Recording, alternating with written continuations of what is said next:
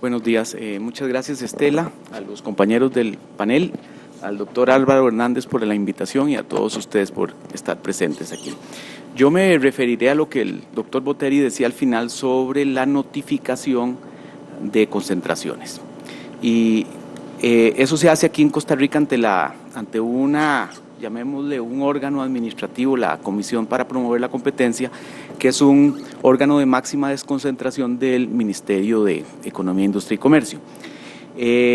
La notificación es una reforma que se dio reciente. ¿Me oyen? Sí. ¿Así? Ok. La reforma de la Ley 7472 que se dio en el 2012 estableció el deber de notificar, como vamos a ver ahora, concentraciones.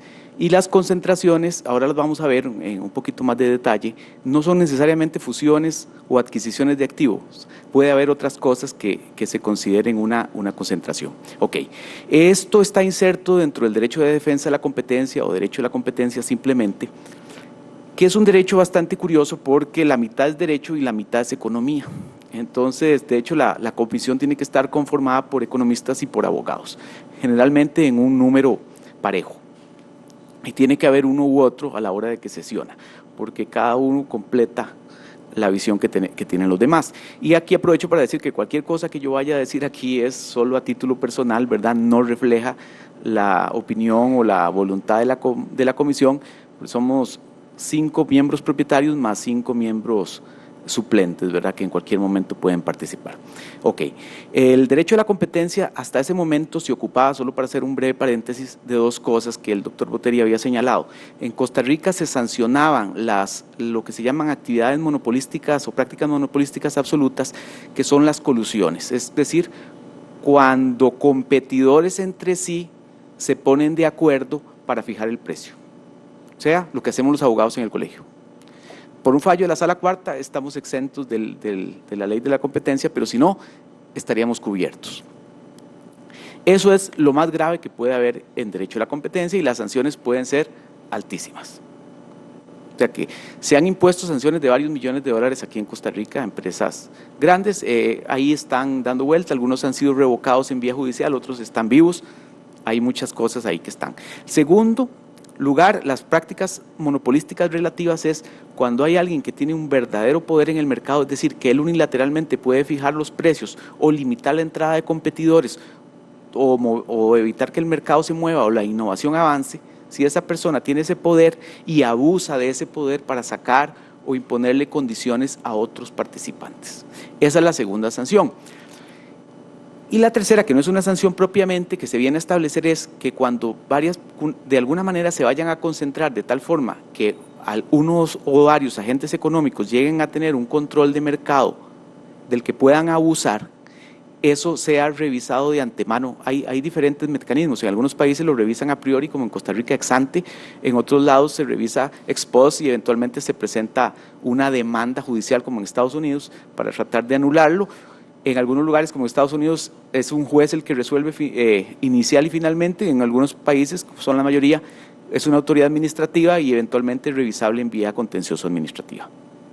Ok, entonces aquí lo que se revisa es que cuando alguien se concentra no vaya a producir un daño al mercado, de tal forma que se cree un monopolio que sea dañino o se cree una posición de dominio que llegue a afectar a los demás. Se trata de evitar eso. Vamos a ver cómo se hace. Ahora, ¿quiénes están cubiertos? Prácticamente todos, y la ley de 7472 y sus reglamentos no hablan de sociedades o comerciantes, ese concepto para esa ley puede ser útil, pero está superado, habla de agente económico, y es cualquier persona física o jurídica o cualquier entidad de hecho o de derecho, cualquier cosa que participe en el mercado, sea comprando, vendiendo, ofreciendo bienes o servicios de cualquier naturaleza, aunque no los produzca directamente, sea del país o no sea del país. Esos son los que están cubiertos por la ley, con 3 excepciones subjetivas que vale la pena mencionar, que algunas tienen origen político. La primera es una que tiene nombres y apellidos, que es el Instituto Costarricense de Electricidad. En cuanto al mercado eléctrico está exento y la ley lo que dice es, están excepcionados aquellos agentes económicos que sean concesionarios de servicios públicos en virtud de una ley especial. Y aquí aclaro, el acto que da la concesión no es un acto administrativo, sino la propia ley. Porque hay cientos de concesionarios que tienen su concesión, valga la cacofonía, por un acto administrativo, sea porque tienen un taxi, sea porque tienen un servicio de buses u otro, un tajo, lo que sea. Esos no estarían exentos por el hecho de ser concesionarios, porque su acto concesionante es un acto administrativo puro y simple, no una ley especial. El único que existe en este momento es el instituto. Después, los que por una ley especial tengan alguna facultad, o sea, si hay alguna entidad que por ley se le dio la explotación única de algo, esa entidad estaría exenta. Y finalmente, los monopolios del Estado, que incluso están a salvo en el artículo 46 constitucional, esos no son afectados por esta ley. Y muchas de las entidades públicas no hacen actividad económica. A veces nosotros lo tenemos poco claro, incluso los abogados, porque nuestro Estado tiene empresas de carácter público y también tiene entidades que solo hacen actividad administrativa pura, no comercial. Hay que tener claro que si hacen actividad comercial están, salvo que sean de las excepciones anteriores, cubiertos, y si no lo hacen, pues simplemente no son objeto de esta ley. Concentración, la ley lo define como la fusión, la compraventa de establecimiento mercantil o cualquier acto o contrato en virtud del cual se concentren sociedades, asociaciones, las acciones, el capital social, los fideicomisos, los poderes de dirección o los activos en general. Y ya aquí empezamos a aterrizar. Puede ser que una sociedad X se fusione con otra y adquiera un 50% del mercado. Eso es obviamente una concentración, pero puede ser una fusión, puede ser otro tipo de figura donde llegue a tener no solo activos, sino un control por vía de dirección de la otra sociedad. Si por alguna figura contractual, un pacto parasocial, una compra de acciones preferentes u otro tipo de operación, la sociedad A llega a tener un control de dirección sobre la sociedad B, aunque no hayan propiamente un intercambio de activos o la unificación de activos o parte de ellos bajo una misma entidad, ahí hay una concentración. Y vamos a ver que el poder de dirección o ese control puede tener diferentes variantes que escapan a lo que normalmente nosotros vemos en derecho societario. Ahora, la concentración se hace entre competidores entre sí, potenciales o actuales. Cualquier transacción también pública o privada donde se adquiera el control de dos agentes económicos independientes entre sí, que son competidores actuales o potenciales, o eventualmente la constitución de una nueva entidad. Puede ser que, no sé, pupuserías el patito y pupuserías la gallinita, en lugar de fusionarse, constituyen una nueva, que al final de cuentas termina recibiendo el mercado. En ese caso es una concentración igual. Lo que se ve al final es el trasfondo económico, la realidad económica de la operación y no la forma jurídica. Normalmente, y lo más frecuente que vemos es la adquisición de acciones combinada también con cierta frecuencia, no siempre, o por lo menos no siempre lo vemos, con pactos parasociales o acuerdos de accionistas que tienen algún tipo de cláusulas que establecen y eventualmente algunos acuerdos de no competencia, otros que ya el derecho de la competencia establece cuándo son perjudiciales y cuándo no. A veces también hay fusiones de los dos tipos que tenemos en Costa Rica según la nomenclatura de nuestro código, la por absorción o la propiamente dicha, y otras veces lo que se da es una concentración por vía contractual, por algún tipo de acuerdo que se da entre las partes. ¿Qué es lo que se busca? Lo que se busca en la Coprocon, bueno, es que la concentración no sea perjudicial. Ahora, ninguna concentración va a dejar el mercado mejor que como estaba. O sea, lo normal es que va a salir por lo menos uno de los competidores que teníamos, vamos a tener menos. Hay un índice ahí que utilizan los economistas, el Herfield, bueno, no lo recuerdo, el nombre es un poco extraño, que mide el nivel de competencia y generalmente es más alto después de una concentración. Eso no es el problema. Sabemos que la concentración no sería lo ideal, pero mientras no cause daños es aceptable. Ahora, ¿cuáles son las que no se admiten? Según la ley, las que pretendan adquirir o aumentar el poder sustancial de forma significativa y que implique una limitación o desplazamiento de la competencia. O sea, de alguna forma que permitan adquirir el dominio del mercado, como les decía, que pueda fijar precios y saque a otros. ¿Y qué es el mercado? Resulta que el mercado es un tema relativo. Podría ser todo Costa Rica o podría ser solo una zona. Por ejemplo, en un caso que no era de concentraciones, se determinó que el mercado de carne de cerdo, en un caso particular era San Carlos y los cantones circunvecinos, pero ya no llegaba a Naranjo o a Grecia. Entonces, si usted era el pez grande, la carnicería grande de venta de carne de cerdo en San Carlos, usted era el dominante del mercado, si tenía ciertas condiciones, que en el caso no se daban, pero si las hubiera tenido hubiera sido grande, aunque a nivel nacional fuera muy pequeño. Y en este caso particular, una gran cadena de supermercados era muy débil en esa zona, aunque ninguno tenía posición de dominio, pero era un tema interesante, o sea, el mercado es relativo. 2, facilitar la coordinación expresa o tácita entre competidores. Aquí hay un caso que esto tiene que ver con colusiones. Esto permitiría eventualmente una colusión. En Costa Rica no hemos llegado a tanto, pero como decía el doctor Coste, nos basamos en el derecho europeo para muchas de nuestras leyes y hay un sustrato económico que es universal y generalmente va siendo adaptado en las leyes y ya no están. En Europa se ha llegado a sancionar empresas por una colusión tácita, no porque se hayan puesto de acuerdo, sino porque se volvieron muy transparentes. O sea, yo dejé ver a los demás cuánto estoy cobrando de tal forma que todos pudiéramos alinearnos. Y los otros hicieron lo mismo.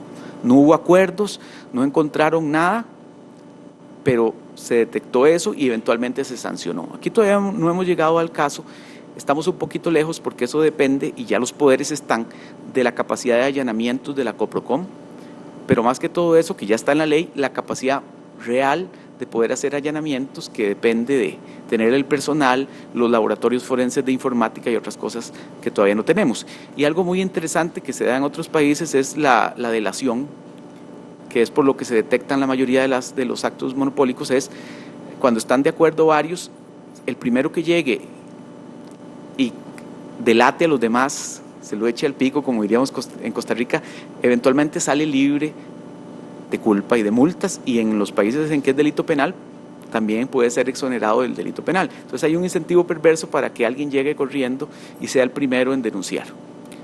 En algunos países hasta se les paga dinero si eventualmente se condena a los demás. En Chile se ha detectado así papel higiénico, carteles de todo eso, pero bueno, ese no es el tema. Entonces todavía tenemos en la ley algunas facultades, todavía no tenemos todas. Y después, de disminuir o dañar o impedir la competencia o la libre concurrencia de bienes o servicios iguales, similares o relacionados. Aunque se den esos elementos, se pueden entrar a valorar otras cosas para eventualmente permitirla. Por ejemplo, si la fusión, a pesar de que puede tener esos efectos, es necesaria por economías de escala o para desarrollar eficiencias, o que la concentración sea necesaria para evitar la salida de activos del mercado, es decir, igual va a desaparecer un competidor porque va a quebrar, entonces no tenemos ninguna ventaja en prohibirla. Más bien, dejémosla y eventualmente se mantiene el empleo de por lo menos de todos o una parte de los empleados que tenía. Otra posibilidad es que los efectos anticompetitivos puedan ser contrarrestados. Ahí entra la comisión a decirle, propóngame, que no pasa, ¿verdad? Normalmente en otros países que ya los abogados, el lobby de abogados de competencia tienen más experiencia, y aquí no quiero decir que los abogados no lo tengan, casi ninguno lo tenemos en este campo, es muy novedoso. De una vez saben que hay un efecto negativo por su economista asesor, normalmente hay un economista o equipo de economistas, y de una vez le proponen a la comisión alguna solución. Aquí nadie nos propone de entrada nada, sino que la comisión le dice, vea, eso no está bien, tiene estos y estos problemas, y entonces viene de vuelta una oferta de términos, y eventualmente la comisión los acepta o le propone otros nuevos, o finalmente rechaza. En la vida real casi no se han rechazado, que yo recuerde, ninguna. Se les han puesto condiciones a unas cuantas, y la gran mayoría no tiene ningún problema. ¿Qué medidas podrían ser esas compensaciones? Obligarlos o pedirles que vendan o cedan una parte del negocio. Usted está comprando algo muy grande, ceda tal cosa. Eso ya pasó aquí en una empresa, no puedo decir el nombre ni el negocio porque es confidencial, porque puede afectarlos, pero se les dijo, usted al final va a tener una concentración del mercado de tal producto tan grande que usted necesita deshacerse de tal subsidiaria. Y lo hicieron. No tuvieron ningún problema al respecto. Puede ser la limitación o la restricción de prestar determinados servicios en otros, o podría ser modificaciones contractuales. La obligación de suplir determinados productos o prestar determinados servicios, la introducción o eliminación de cláusulas contenidas en los contratos escritos. Por ejemplo, hubo cierta compañía de cable que iba a adquirir otra, y resulta que no era un tema de competencia a nivel nacional, pero en ciertos cantones sí había un tema. No se rechazó, de hecho no era una decisión de la Coprocom, ahí es Sutel la que se encarga de decidir sí o no, pero la Coprocom vio esos problemas y sugirió que se hicieran cambios contractuales que podrían solucionar eso. Al final la Sutel sí lo denegó la autorización, a pesar de la recomendación o de la posible facilidad de solventar esos problemas. Las medidas pueden ser de conducta o estructurales. Yo puedo decirle, la Coprocom o la autoridad de competencia puede decir deje de hacer tal cosa o hágalo de tal manera, o puede decir desintégrese, saque esta compañía o venda esta parte o haga otra cosa ahí por el estilo. Ahora, ¿cuándo debo yo ir a Coprocom? Ahí hablaban de 150 millones de pesos. Aquí en Costa Rica se fijó en 30,000 salarios mínimos. No es el salario base de la ley 7337, sino el salario mínimo. Eso es alrededor de 8.500 millones de colones, unos que 30 millones de dólares más o menos. O sea, ¿cuándo se aplica ese umbral? Si cualquiera de las empresas que se están concentrando o sumadas valen eso, o venden eso al año en Costa Rica. Ya por reglamento también se ha dicho que por lo menos 2 de las empresas o los concentrantes tienen que tener incidencia en Costa Rica. Si una empresa del extranjero compra una local que no tiene, y la extranjera no tiene ningún tipo de arraigo o actividad en Costa Rica, no habría propiamente una concentración. No se notifican, y aquí es un tema interesante, las adquisiciones temporales, o sea, las que estén planeadas para revender. Alguien compra una empresa, pero su fin es revenderla entera o destazarla, como quieran.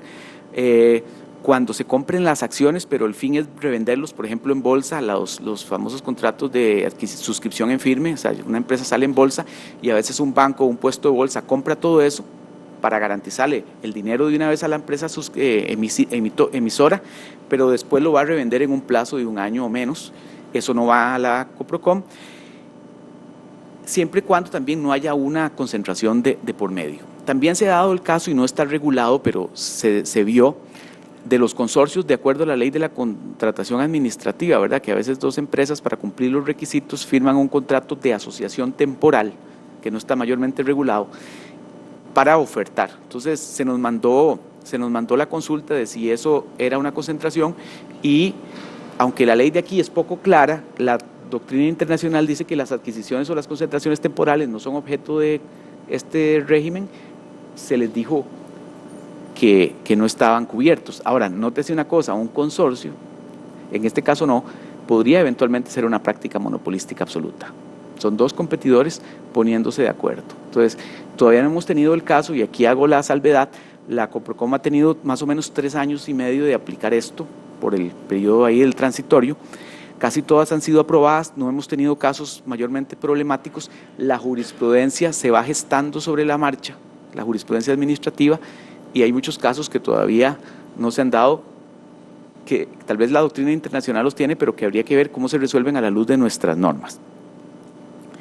Debe hacerse esa notificación ante la Coprocom antes o en los 5 días hábiles siguientes de la suscripción del acuerdo que vaya a darle efectividad a la concentración, y una vez hecha la solicitud puede ser que la Coprocom asuma ciertas presunciones favorables. Por ejemplo, si ninguna de las empresas tiene actividades en el mismo mercado, es lo que se llama una concentración de conglomerado. O sea, X, que se dedica, no sé, a los servicios financieros, adquiere una empresa que produce jabón. Ellos 2 no son competidores, ninguno de los 2 mercados se va a ver afectado, ni el de productos financieros ni el de jabón, no cambió, solo que tienen el mismo dueño, pero la distribución del mercado es la misma. O cuando tengan una relativa escasa importancia las transacciones, o sea, no alcancen, por ejemplo, el 25% del mercado, o cuando sí lo superen, pero sea inferior al 40%, pero la modificación no supere el 2%, o en un mercado vertical, es decir, no sé, Apple, que fabrica iPhones, o Huawei o cualquiera otro, compre una distribuidora de teléfonos. Entonces el mercado ahí no son competidores, pero verticalmente están integrados, ahí podría ser un 30%. Otra de las presunciones es el control parcial, y ahí siempre me ha levantado a mí la duda, porque el control parcial sería, por ejemplo, que ya yo tenga el 35, el 33% de una empresa y pase a tener el 48 o el 51. O tuviera el mismo 35, pero por medio de la firma de un acuerdo de accionistas, yo ahora tengo control, aunque no altere mi posición accionaria. En ese caso, es una presunción favorable porque de un control parcial podría pasar a un control un poco más fuerte. Nuestra ley y nuestro reglamento no hablan del control conjunto. La doctrina, ¿qué quiero decir con eso? Cuando dos empresas, que puede ser dos o más grupos, tengan cierto tipo de control en la empresa y ese control se modifique, sea porque desaparezca uno y el control pase a uno solo o porque aumenten sus participaciones. En la doctrina, si aumentan las participaciones no es importante, pero si desaparece uno, sí. Y en cuanto al control, que es un tema interesante, el control puede ser positivo o negativo. O sea, yo puedo tener el 51% de las acciones y controlar totalmente la compañía, pero yo puedo tener el 5% y si por un acuerdo contractual o por los propios estatutos yo tengo poder de veto sobre decisiones sustanciales, estratégicas de la empresa, automáticamente tengo control. Le pasó a una empresa muy grande que realizó una inversión, en realidad es una inversión de capital de riesgo, en una empresa muy pequeñita, pero a los abogados se les fue que eso podía ser una concentración, como de hecho lo era, y en el contrato de inversión de capital de riesgo decía que con ese porcentaje que tenían ellos tenían derecho a veto a A, B y C, que eran elementos estratégicos. Automáticamente eso es una concentración y debió ser notificada. ¿Qué pasa cuando no se notifica? Hay una multa, que ahí la multa tal vez no sea tan relevante, pero viene la segunda parte, la posibilidad de anular o echar para atrás la concentración si tuvo efectos perjudiciales para el mercado. En este caso, no se echó para atrás, no tenía efectos perjudiciales, lo que hubo fue un error formal de no hacer la notificación. Entonces la multa tampoco fue tan importante porque no había mala fe, era un caso que tal vez estaba cerca del límite. Pero de ahora en adelante tenemos que tener cuidado.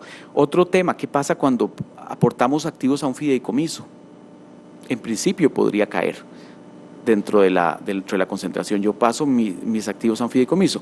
Dentro del derecho europeo, como la figura del fideicomiso es poco usada, o sea, la propiedad en garantía es poco usada en Europa, no hay mucha doctrina al respecto, pero en otros países más cercanos a nosotros, como México, sí, los fideicomisos de garantía, incluso los de administración, que reciban bienes que después van a devolver o que están sujetos a ciertos fines, están típicamente excluidos de la obligación de notificar las concentraciones, pero podría ser, dependiendo de las cláusulas, que sí. Bueno, creo que he acabado el tiempo. Muchas gracias.